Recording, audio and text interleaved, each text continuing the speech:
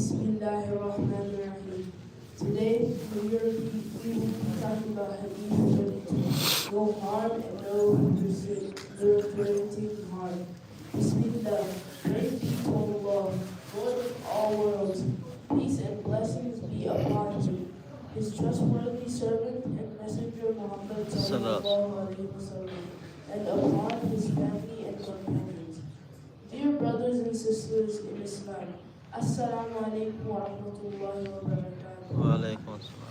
Today we will reflect on Hadith number 32 from Al-Arba'in al-Nawawiyah, narrated by Abu Sa'd al-Khudari. The Prophet said, there should be no harm or reciprocating harm. This short hadith is one of the greatest foundations of Islamic law and ethics. It is a universal principle that governs how Muslims live with one another in society. Islam is built on mercy and justice. Islam is not only about prayer and fasting, but is also about protecting people, preserving rights, removing harm, and building peaceful communities. Allah did not legislate Islam to make life difficult. Rather, Sharia came to protect human beings from violence, oppression, and harm. This hadith summarizes that do not harm others and do not respond to harm with harm. Harm can be unintentional. Sometimes harm happens without intention. For example, a man is watering his crops, and without realizing it, the water flows into his neighbor's land. This is not done to cause damage. It is a mistake. But Islam teaches that even unintentional harm should be prevented and corrected. A Muslim must be careful not to inconvenience or damage others even accidentally.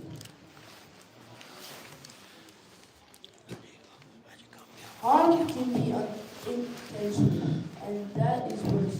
Other times, harm is deliberate. For example, someone brings a loud electricity guitar and places it right next to his neighbor's bedroom window, turning it on all night. Why? Because he wants to annoy him. This is intentional harm, and Islam strictly forbids this. The believer does not disturb people, press them, or cause them suffering. The principle applies to all areas of life. This hadith is not limited to one situation. It applies everywhere.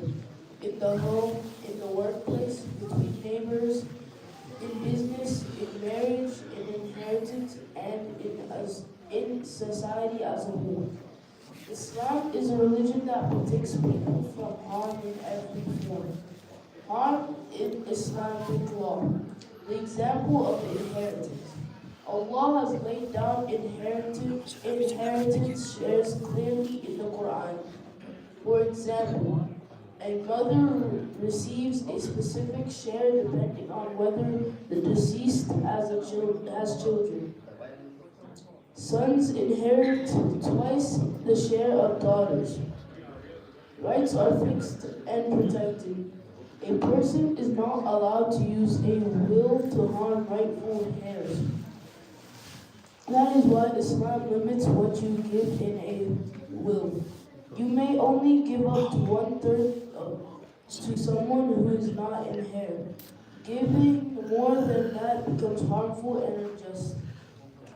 Even if someone claims good intentions, Sharia protects harm in marriage and family matters. This principle also applies strongly in marriage. A father cannot unjustly block his daughters from marriage. A husband cannot keep a wife hanging, neither treating her properly nor divorcing her. Divorce has waiting periods to protect rights and lineage. All these laws are built upon preventing harm. Islam does not allow violence within families. A Quranic lifestyle, living without hurting others. If you read the Quran, you will see this themed repeatedly. Do not oppress. Do not steal. Do not violate rights. Do not cross boundaries. Do not harm people. This hadith teaches the heart of Islamic society. A Muslim is someone from whose tongue and hands people are safe. Imagine if this rule was applied. No harm between neighbors, no harm in business, no harm in families, no harm in communities. Life would become peaceful and beautiful. Conclusion. Hadith 32 is one of the greatest principles of Sharia. Do not harm and do not reciprocate harm. Islam came to remove hardship, prevent oppression, and preserve people's dignity and rights. May Allah make us among those who protect others, Amen. who do not harm anyone, Amen.